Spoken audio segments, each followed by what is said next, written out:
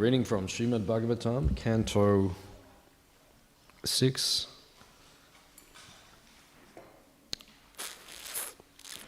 Chapter 10, chapter entitled Battle Between the Demigods and Vritrasura.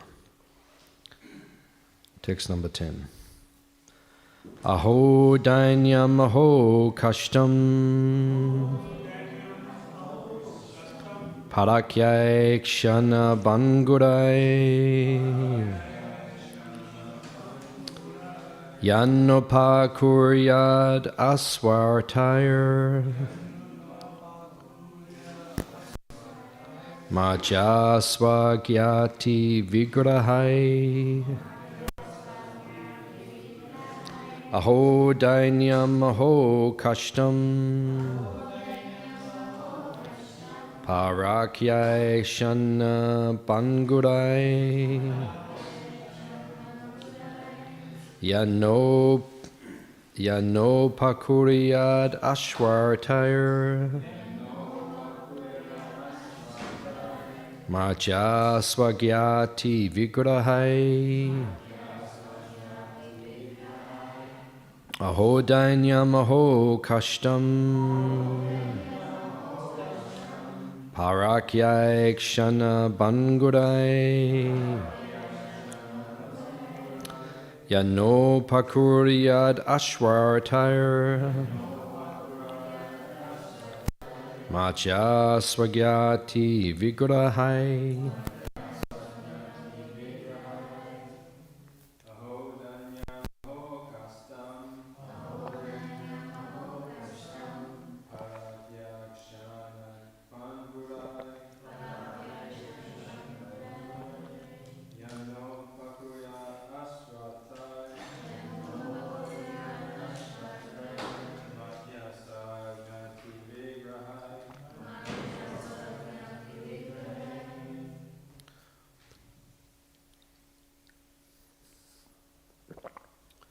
Anyone else?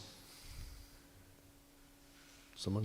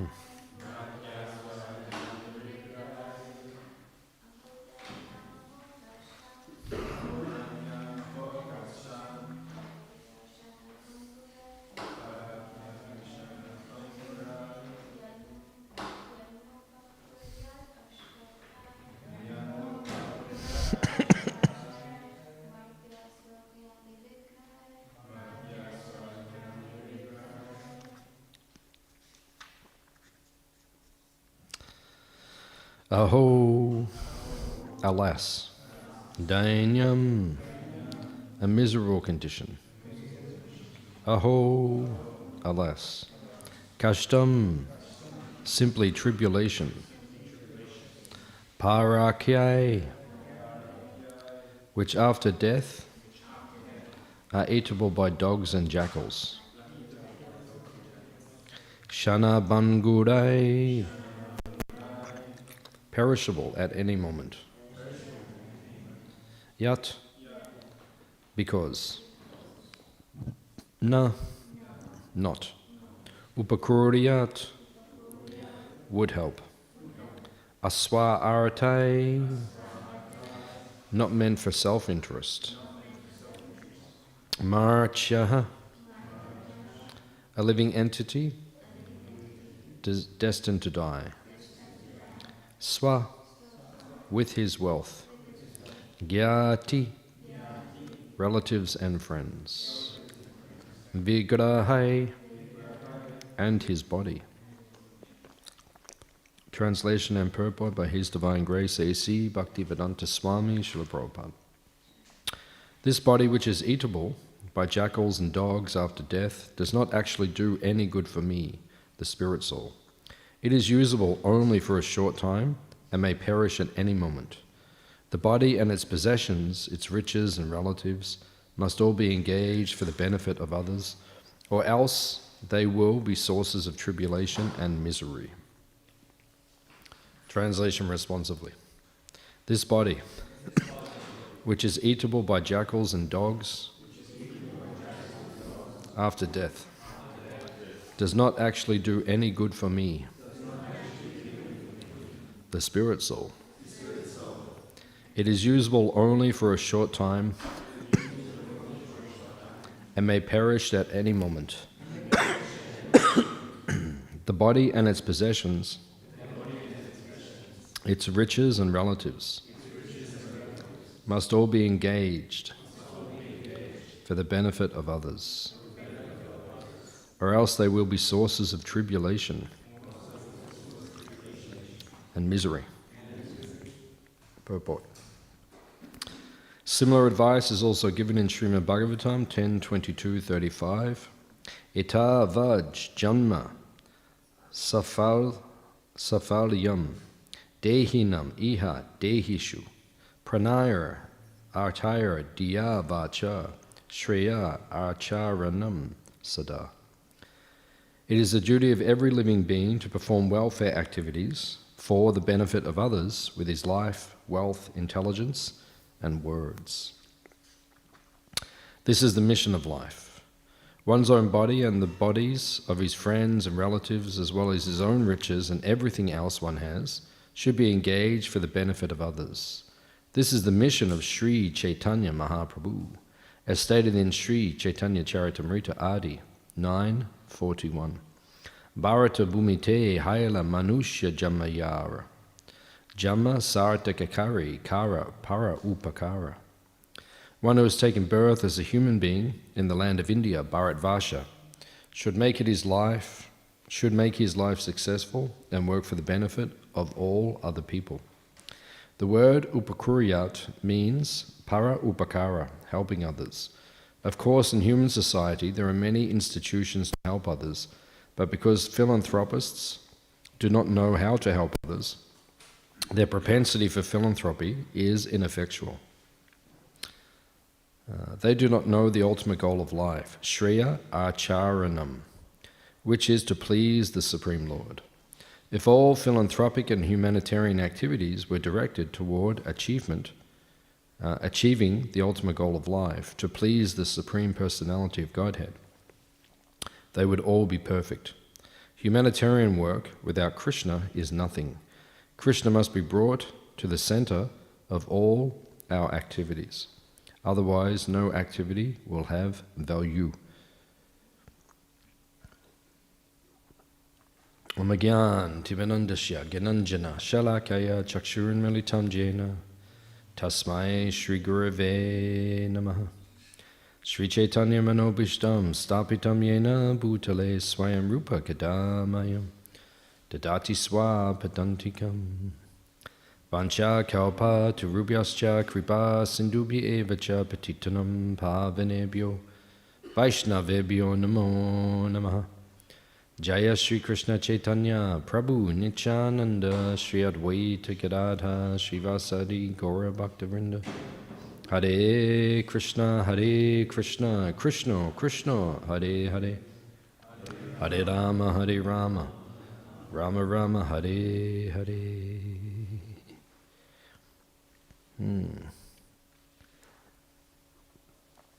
This is a very nice part of the Bhagavatam, and a very inspiring part of the Bhagavatam, because we're hearing about the sage Dadichi, and he made in one sense, the ultimate sacrifice, because he gave his body to be used to create a weapon to destroy the demon Vritrasura.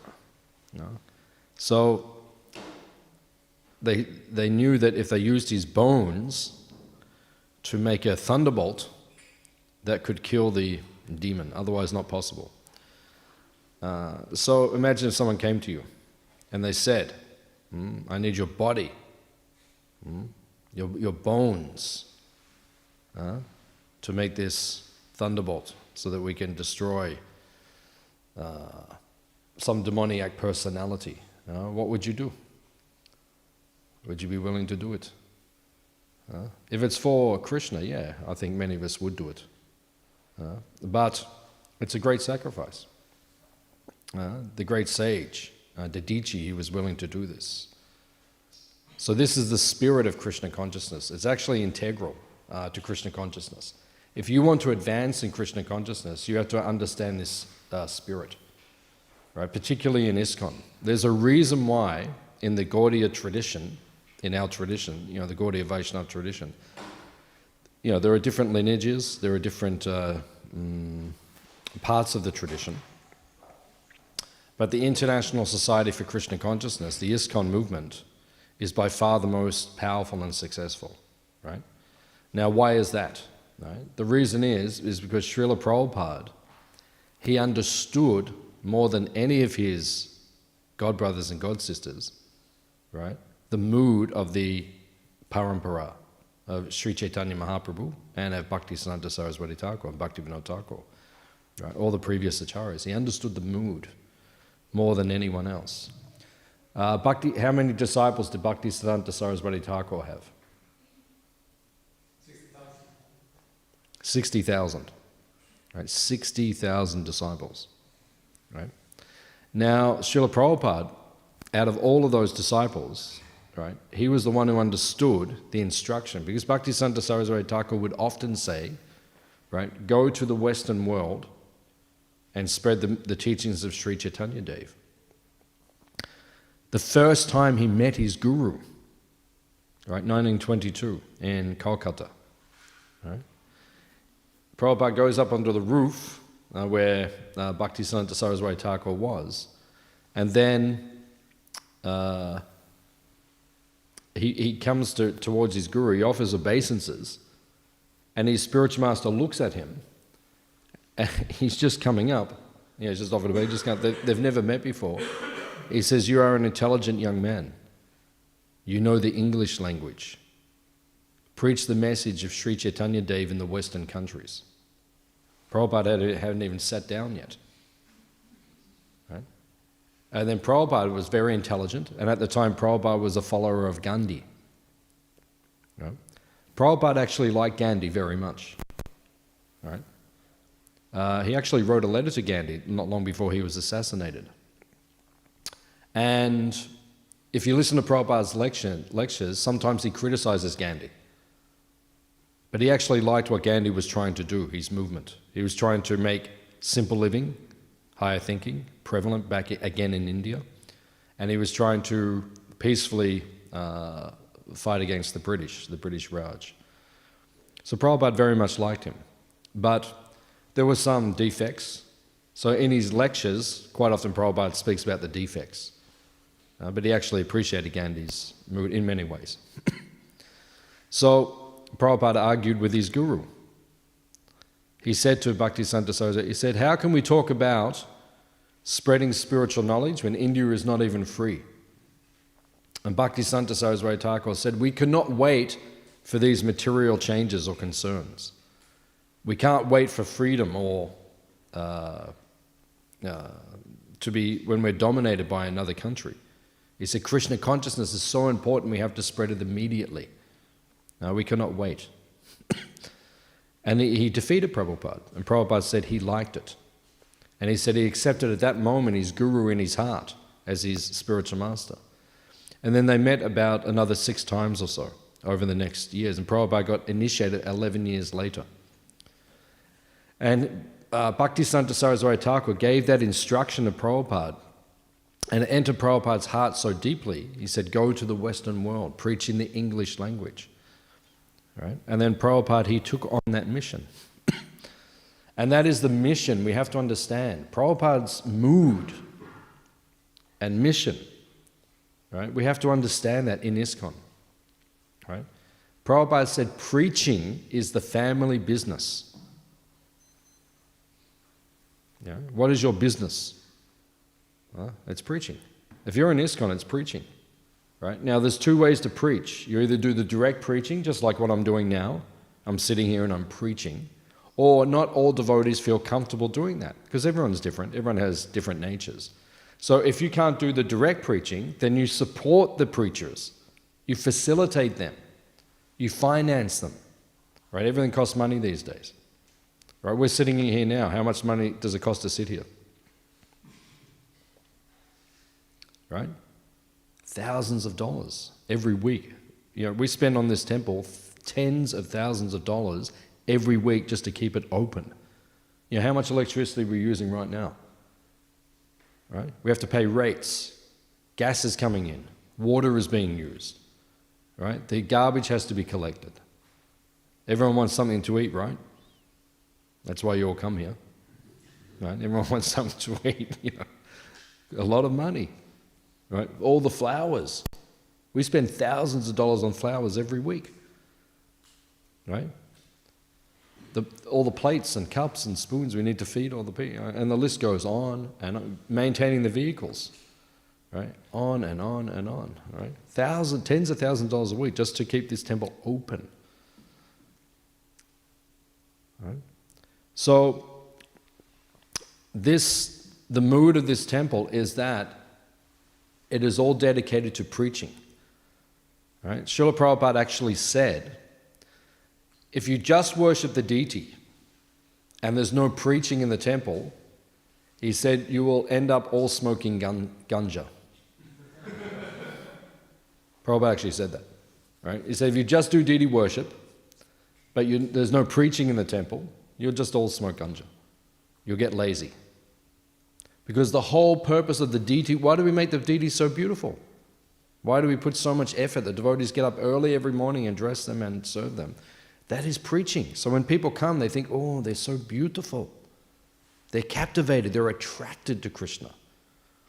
Right? It's all for preaching. What's the point of having a temple if no one comes to the temple? And Prabhupada said the temple is an education institution.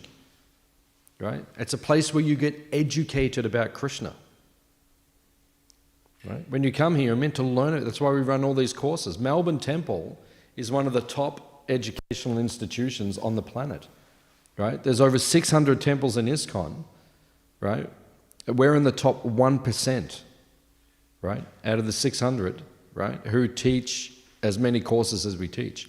And there's so many preaching, and there's so much Bhaktivedanta, and there's so many things. Right now we're having success with Western preaching as well. You know, we have like white people. It's good. It's good.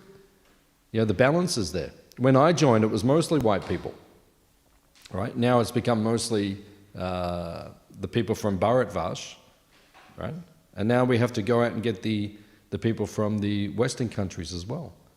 Right? And now we're being successful in that also. That's very pleasing to Prabhupada. Right? So that is our mood. The whole point of this institution of ISKCON is to preach. We're a Goshtyanandi movement. Goshtyanandi means? A preacher, yeah. There's 2 types of devotees, Bhajananandi and Goshtyanandi. Bhajananandi means you concentrate on your personal bhajan.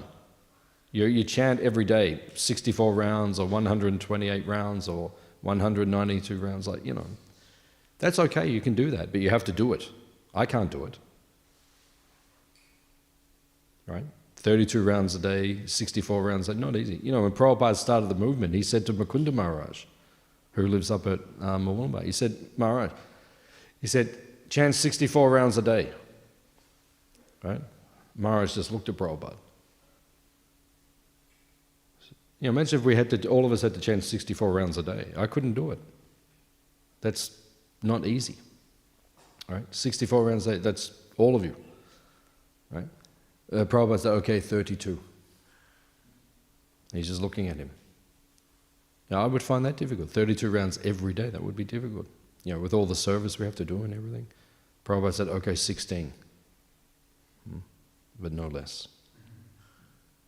That was like Prabhupada's minimum that we have to follow. 16 rounds a day. So Prabhupada gave us this instruction. We can do bhajan. We do bhajan every day. We all do bhajan. But just doing bhajan, you have to be very elevated to do that. Most of us have too much passion and ignorance within us. There's too much passion. Prabhupada says, if you read Lilamrita, I think it's in the 5th volume, Prabhupada says that you have to burn up your passion throughout your lifetime so that when you're older, then you can peacefully chant the holy name of Krishna. Right? If you don't burn it up, all the passion, right, then later on your mind will still be disturbed. Right? You don't want to be like that. You don't want to be an old man or an old lady who can't focus on Krishna because your mind, all the passion is not gone. Burn it up. Do lots of service for Krishna.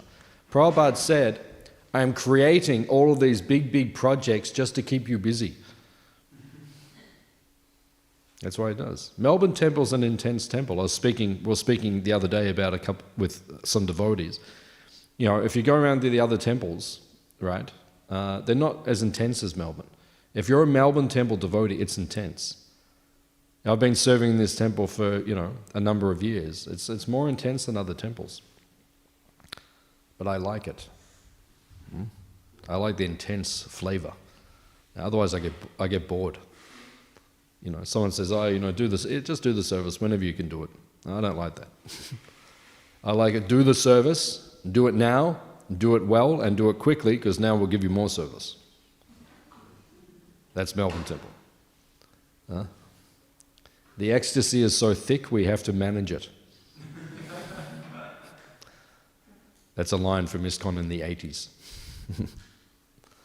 So we are a Ghoshjanandi movement, preaching movement. And Prabhupada's spirit was so strong, preaching, right? Preaching and preaching and preaching. He got the order from his Guru Maharaj, Bhaktisiddhanta Saraswati Thakur. Go to the West, right? We all know what Prabhupada did. He got on a boat at 69. Can you imagine? Wait till we're all 69 years old, then go and get on a boat and sail across the ocean for a month, right? And he had 2 heart attacks on the way, and then get off the boat, and you don't know anyone in that country, say China, we send you to China. Right? Get on a boat, go up to China, get off the boat, we'll give you $8 and a box of Bhagavatams, and now go and start the Hare Krishna movement. Prabhupada said the first year that he was there, he would regularly go down to the dock and find out when the boat is going back, the return trip. Prabhupada would regularly go down because you think, so difficult, this Prabhupada. Right? But he stuck at it. No, I'll give it another week, I'll give it another month, like that. And then gradually it began to rise. Right? So this is the spirit of our movement. Prabhupada did it. Prabhupada actually said he had an argument with Krishna. Right? Krishna said, I want you to go to the West as a poor man. Prabhupada said, I will go, but as a rich man. And Krishna said, no, as a poor man. Prabhupada said, no, as a rich man. And then Krishna won. No, Prabhupada wanted to take millions of dollars with him so he could start the movement. Krishna said, no, $8. It will be more glorious. Don't worry, I'll take care of everything. Prabhupada was sitting on the park bench, 1966.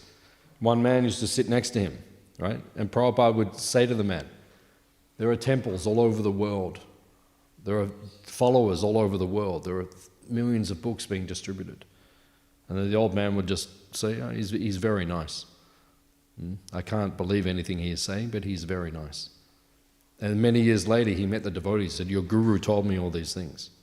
He used to sit there in 1966 on the park bench saying, there are temples everywhere. Prabhupada saw all these things. Prabhupada, if you go up on his desk in his room, he has a globe. You've seen the globe? Yeah, he has a globe. He used to have them in many of his temples, right? And he would sit there and he would spin the globe like this. Look at all the he said, Brahmananda will go here. Rameshwara will go here. And he'd spin the globe like this. You know Prabhu Vishnu Prabhu? He used to be the GBC here in Australia, Prabhu Vishnu Prabhu. He's a very great devotee, very powerful devotee. He did so much preaching for Prabhupada, still preaching for Prabhupada. He joined the temple. When he moved in the temple, a devotee said to him, he just moves in, first day, and the devotee said to him, can you give some donation like that? He just pulled out his wallet, gave his whole wallet. After 3 days of living in the temple, they sent him to another place to open a new temple. 3 days. He just moved in. They said, go and open a temple over here. Took one devotee and then he went. He's been doing that ever since, opening temples and preaching. And this is the movement. Prabhupada was like that. Now, 50 years later, we're all sitting here. We're just worried about, am I going to get enough khichdi for breakfast? I hope there's salad today. I hope someone doesn't eat all the maha, so I get some. Like that. We get like a very luxurious experience. Back in the old days of ISKCON, it was very, so much surrender was there. So that was Prabhupada's mood. He came with the desire to surrender, right? To preach, to spread Krishna consciousness. And he was so successful in what he did. And then he came back to India. Because his guru said, go to the West and spread the movement. Prabhupada did that. But in 1970, things happened in ISKCON, and Prabhupada was forced to go back to India because there were certain things happening, and Prabhupada was not happy. So he grabbed a number of devotees, he went back to India, because his desire was to make India Krishna conscious. Right? His guru's desire was to send him to the West. He did that on behalf of his guru. But from 1970 to 77, Prabhupada was spending 9 months a year in India. He'd just do one tour every year, 3 months, just go around the world, encourage all the devotees. But then he was focused on India. That was his desire, to make the Indian people Krishna conscious. And then he opened Vrindavan, Mayapur and Juhu, Bombay. He said, Vrindavan's my home. Mayapur is my place of worship, and Mumbai is my office. So he opened 3 big temples in those places. There was a lot of, Juhu was the greatest fight. The greatest fight. Prabhupada said that was the best fight. Prabhupada liked to fight. Prabhupada actually said that, you have your opinion, I have mine, let's fight. Prabhupada said that. That was his mood. Right? We will. So that was his mood. So he came back to India, and when he arrived in India, his godbrothers criticized him. Right? They said they went to pick him up at the airport and bring him to their temple. And Prabhupada said, no, we'll go to our place. He said, because if we go to their temple, they'll say, oh, look, we sent him and we'll take the credit and everything. He said, no. He said, I did it. He said, no one else. I asked them to come and help me, but they would not come. 5 years I've been there, no one came to help me. He said, I did it. And then sometimes they would criticize Prabhupada because Prabhupada's guru, he had the title Prabhupada, Bhaktivedanta Saraswati Thakur, Prabhupada, right? That word Prabhupada, that is only for the most advanced devotees. Rupa Goswami, Sanatana Goswami, Bhaktivedanta Saraswati Thakur. We don't give that title to anyone. Right? It's very high title. But Prabhupada was using it, not himself, like on his letterhead, it doesn't say Prabhupada, it'd say Tridandi Goswami, A.C. Bhaktivedanta Swami. He wouldn't use the title Prabhupada on his own letterhead. But his disciples were calling him Prabhupada.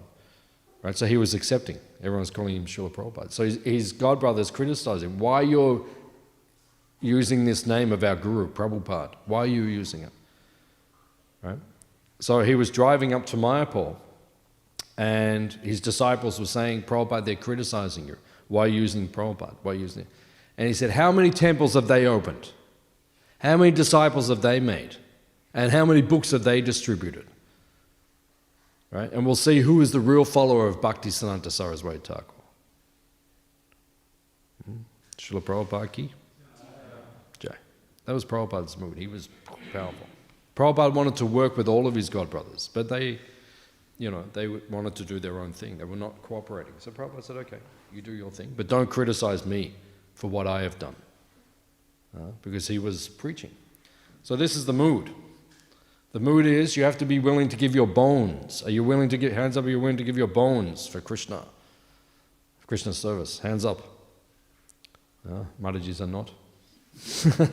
Come on, put your hands up. We want all of, yeah, good. Even the kids are doing, yes. These are devotees. We will give our bones for Krishna. I would do that. I would do that.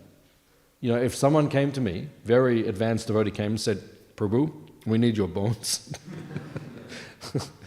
You know, somehow, I don't know why, but you know, if they said that, okay. If it means that the movement will keep going, we will do it. Right? If it means that, then we will do it. We're willing to die for Krishna. That's okay. Actually, there's nothing better than that. One time I was in India, in Vrindavan, and we were on a retreat at Govardhan Hill with Sachinandan Swami and Bhurujan Prabhu. This is, can't remember how long, maybe 15 years ago or something, I can't remember. So we were there at the retreat, and the retreat just finished. A very nice retreat. You came with me to retreat? Like 2018? Yeah. Did you come to the retreat with me? Yeah, you know, like the Holy Name retreat or whatever we went to? Yeah. Yeah, so at the end of the retreat, the last day, we got up in the morning, we went to the pandal, and then Sachinandan Swami and Bhurujan Prabhu, they said to us, we're all getting on a bus and going to Delhi in 1 hour. And we're like, you know, we're in a retreat, you know, we're chanting the Holy Name, we're in ecstasy, Govardhan Hill, like, you know. They said, we're all going in 1 hour. Get your things, we're getting on the bus. Because in Kazakhstan, the government gave us some land, and we had a farm, and we built some buildings, and devotees were living there. And then the government said, we're taking the land back. And in the middle of the winter, when it's snowing and everything, they came in with bulldozers, and they started knocking down the houses. And devotees were living there. So then the Kazakhstan devotees, they rang B.B. Govinda Maharaj, who was the GBC, and they said, they're doing this. And Govinda Maharaj, he contacted the leaders. He said, we have to protest. We have to go to Delhi and protest at the Kazakhstan embassy. So we all got on the bus, drove to Delhi. So when we got to Delhi, 1,000 devotees came, like all the Delhi devotees and anyone who was, we all came, 1,000 devotees. So we got there, and then there's one road in Delhi where all the embassies are. Big road. So we all got there, 1,000, and everyone was very angry. If you read in Chaitanya Charitamrita, Lord Chaitanya, he organized the march to the Chankazi, right? And all the devotees got very angry, you know, very loud. Devotees get worked up sometimes. And it says in Chaitanya Charitamrita, when they got to the Chankazi's house, where, you know, if you go to Mayapur, you go to the place where his house was, the devotees were chanting, kill the Kazi, kill the Kazi, kill the Kazi, kill the Kazi. Devotees are like that. We're very peaceful people, but when we get, you know, we change. I'm like that too. I never had any fight or anything, but if someone attacks a devotee or something, I will, you know, like, devotees, we become like ferocious. So like, kill the Kazi. So anyway, we went to the 1,000 devotees, and we started marching down the road. And they were chanting. Someone had a megaphone, and he was speaking in Hindi, so I didn't understand. He was saying, do do do do do do do, and all the devotees were going, cha cha. You see in India they do this when there's like a protest or something. Yeah, everyone goes cha cha. right? And then he's going, do, do, do, do, do, do, and everyone going, cha, cha. We're walking down the road. I didn't even know what we're saying. But I thought, yeah, this is good, you know. So I was going like, cha, cha, you know, that. You know, so we're going down the road. So I don't know what we're saying. You know, we're marching. And devotees, you could feel the mood. It was becoming like this, like the mood when they went to the Chankasa. Devotees were getting in this mood. Like, you know, it was getting like that. So they built they put a barricade across the road, and they had police there. And then we got to the barricade, and devotees were there, and then the police were there, and then one devotee pushed the barricade, and then everyone just ran and then went through the barricade. They knew it was going to happen, right? Because in India they have every day there's some protest, so for them it's just normal. So you know they pushed it down, and then we all went through, and everyone's like, now we're getting really worked up. So then we got down to the actual Kazakhstan embassy, and then they had the Indian, what do they call in India, like the special force, like Gurkhas or something, or like special force. Like in Australia we have SAS. So it was those guys, like the really, you know, powerful. So they were all leaning on the fence, and they had like, you know, their assault rifles, like serious guns. They could have killed all of us. And they were, because they have it, protest every day. They were just kind of leaning on the fence, just talking to each other, and you know. But the devotees were getting very worked up. So we got there, and then you know they're all standing there with their guns and everything, and devotees were like looking at each other and getting more worked, and cha cha, and like. And I was just thinking, oh, one devotee's going to run, and then that's it. They're just going to go boom, boom, boom, boom, boom, and shoot us all down. And I thought, in myself, maybe this is it. Maybe this is my day. I thought that. I seriously thought that. But I didn't have any anxiety. I thought, if this is the day, just like, you know, when you're on the battlefield with Krishna and Arjuna, and you're fighting with them, if you die, you don't care, because you're with Krishna and Arjuna. Who cares? So I thought, you know, if this is the day, and this is how it goes, I was actually completely peaceful. I thought, okay, maybe here we go. So, you know, all the devotees are looking, and then the guards are looking, and then it was getting tense. And then one car drove in, like from the side, one military car, and a female soldier, she jumps out. You know, they had all this plan. They deal with this thing all and she jumps out and she says, Shanti, Shanti, Shanti. Come on, everyone, ah. And then some Baba comes in from the side, like some sadhu, and he goes, Shanti, Shanti, Shanti. Yeah, and then everyone started like pacifying a little bit, and then one devotee grabbed the thing and said, okay, everyone just sit down, sit down. So we all sat down, and then, you know, it became more peaceful. But then by the time we got there, I don't know what they were saying, but they were saying, Kazakhstan, and everyone was going, It was like, you know, I don't know what they were saying. It was like, or smash the embassy or something. It was like everyone was getting very worked up. So the point is, we have to be willing to die for Krishna. That's it. You have to be willing. You have to be willing, right? You have to be willing to give your bones for Krishna, if that's what it means. Like if Prabhupada said, or my guru or some advanced devotee says to me, you've got to give your, I'll do it, right? Because that's what we need to do. That's what Krishna consciousness means. We have to surrender. Right? When Krishna says, Mam ekam sharanam braja, he says, surrender to me, he could mean anything. So when he says, surrender to me, and then one day he says to you, okay, I want to take everything, and then you say, oh, no, I didn't mean everything. I know, that's what Krishna means. When he says surrender, it could mean anything. We have to be willing to do that in Krishna consciousness. So the mood of the devotee, Prabhupada's Guru Maharaj, Bhaktivedanta Saraswati Thakur, he said we have to be willing to shed gallons of blood to make one devotee. Right? Bhaktivedanta Saraswati Thakur said that. Gallons of blood to make one devotee. How easy is it to make one devotee? To make someone a devotee? It takes so much time, so much energy. You have to give gallons of blood, all your energy, just to make one person Krishna conscious. It's not easy, especially now in Kali Yuga. Even Prabhupada said one time, he said, there is so much Mayavad philosophy, he said, it is depressing. So many people are contaminated by this Mayavad philosophy. Everything is one. Whatever you believe, that is good. Whatever I believe, that is, everything is one. It is, everyone has this philosophy, so it's very hard to make someone surrender and for them to become a devotee of Krishna. That's difficult, actually. Not so easy. So we have to take gallons of blood to cultivate people, to bring people and to inspire them to become devotees.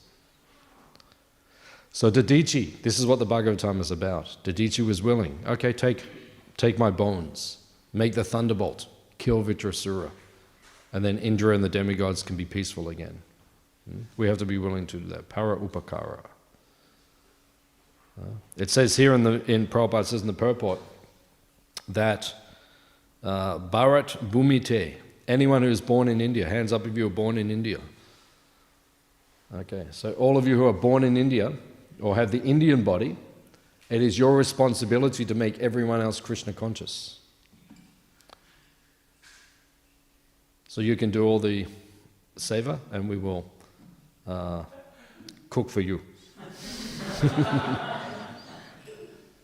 Okay? Is that okay? No, we have to do it as well. Because when you take birth in ISKCON, when you take initiation in ISKCON, you become a member of Bharat Vash. Now it's your responsibility. The white boys as well, and the white girls as well. Now it's your responsibility. Now you're Bharat Vashis as well. So you have to surrender also.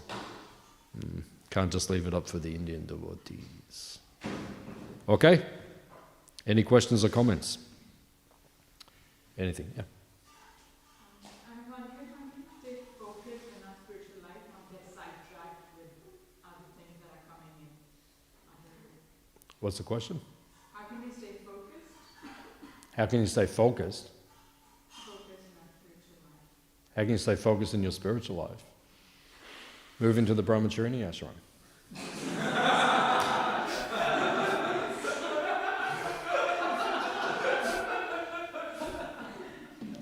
Any other questions? Is it okay? I don't know if I can do that. That's your problem.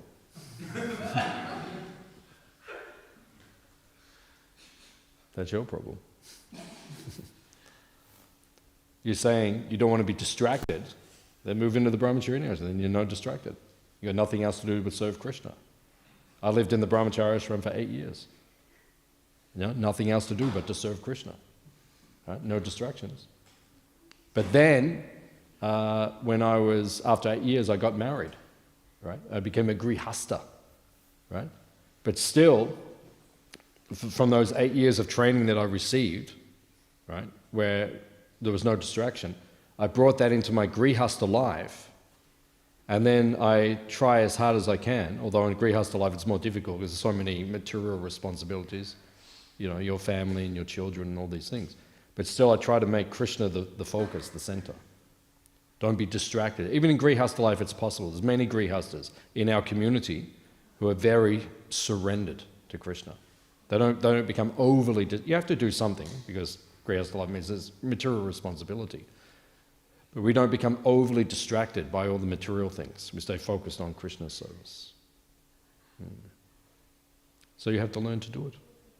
So associate with if you don't want to move into the Brahmacharya ashram, we can organize it for you. But if you don't want to move in there today, then you associate with the grihastas who are very fixed up, and then you'll become like them. Is it okay? Okay. Any other question? What happened with the Kazakhstan temples? Say it again. What happened to the temples in Kazakhstan? We put pressure. India does a lot of trade with Kazakhstan. And then basically our ministers from India, they said to the Kazakhstanis, you better back down quickly. And they said that and they backed down, and then we've still got the land and like that. So. But there's still been some problems in Kazakhstan. Still some problems, but yeah, we ended up getting the land. Yeah, because the devotees protested, put some pressure on them. And then we put it on the news, went on the news in India, Kazakhstan's doing this to Indian temples in a foreign country. So, it's a lot of bad press, so then they backed down, put pressure on them. So. I have two questions. So the first question on the what happened, like in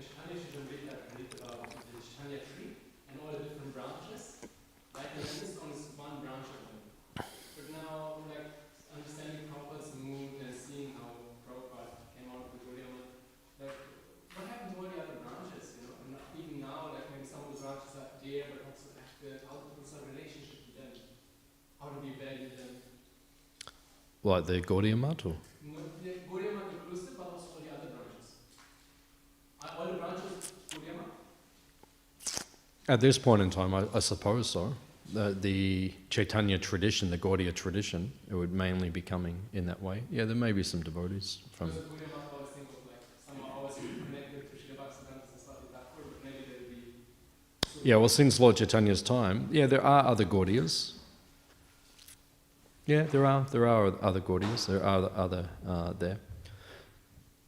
It just means when a tree grows, sometimes one branch is more prominent. All the branches are still there. They're still connected.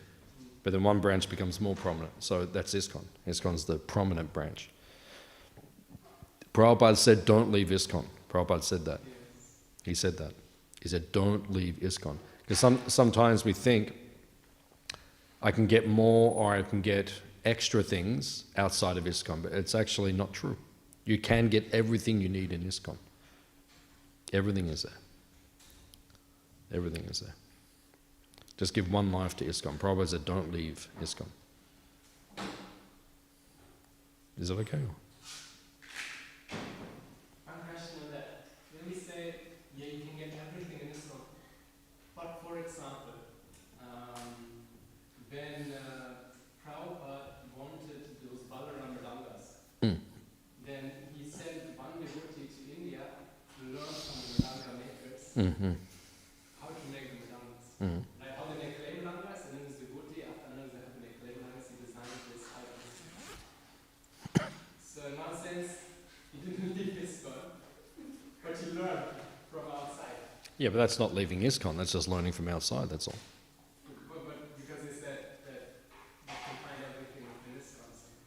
Yeah, you can. Now we know how to make Mridangas, so what's your problem? For example, cooking. We cook so many different items, but a lot of people learn from outside. Yeah, so... I'm trying to understand the statement. I'm not trying to say... Yeah, no, I understand your point, but there's not a contradiction there. Yeah, There's no contradiction, that's all. I just want to understand the full meaning of what it means. Yeah, so what it means is like, if someone knows something outside of ISKCON, they do it better than us, go and ask them how they do it. Someone's better than something, better at something than us, you go to, like we're building the TOVP, right? So the Swami Narayan organization, they're very big around the world, very big. And in Delhi, they have an amazing temple in Delhi, Swami Narayan Foundation. So the TOVP devotees, the ISKCON devotees, they're going to Delhi to learn from them how to make the TOVP more beautiful. And they're also learning from us. We're swapping information. So that doesn't mean we leave ISKCON, but it just means if someone's doing something better, we go and say, oh, can you please teach us? So that we can also.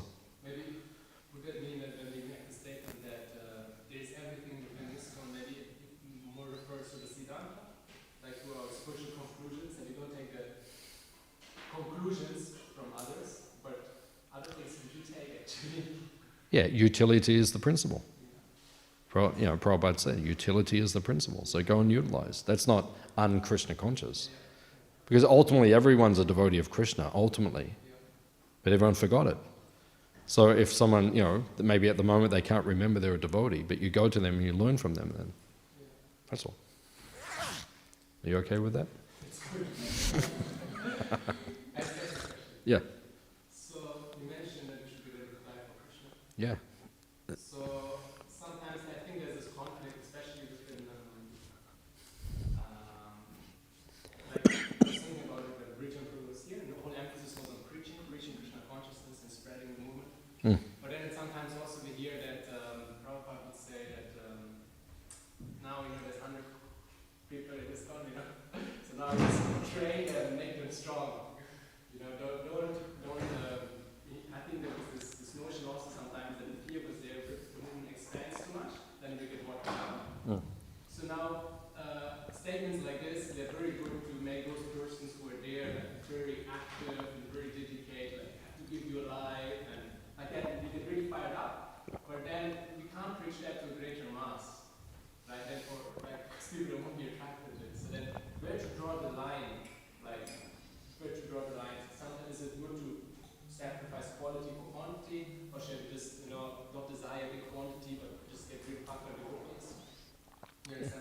Yeah, I understand your question. Yeah, there was a point in ISKCON, I think it was early 70s, and there's a letter, quite a famous letter, and Prabhupada said, now we have enough devotees.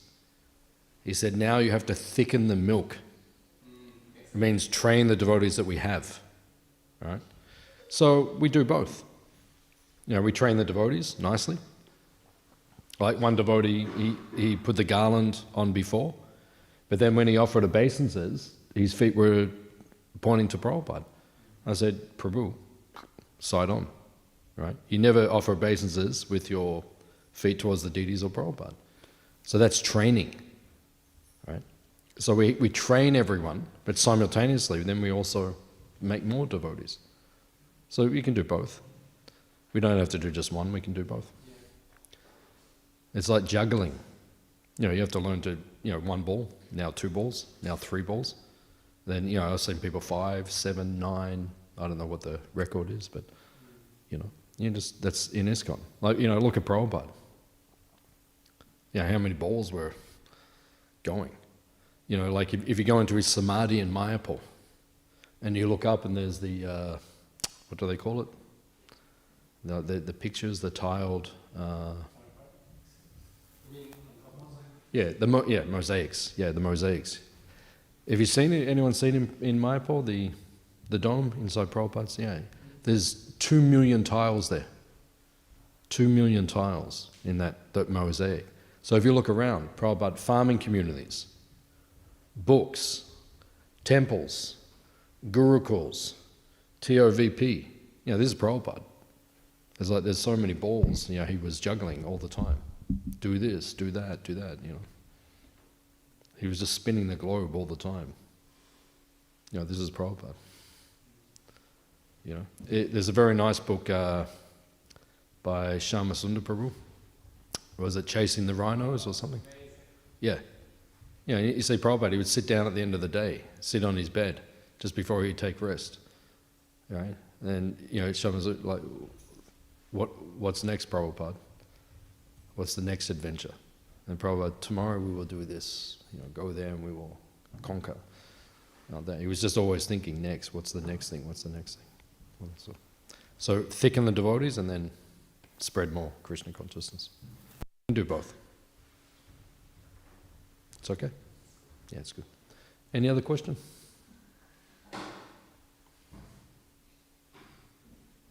Okay. Srila Prabhupada ki?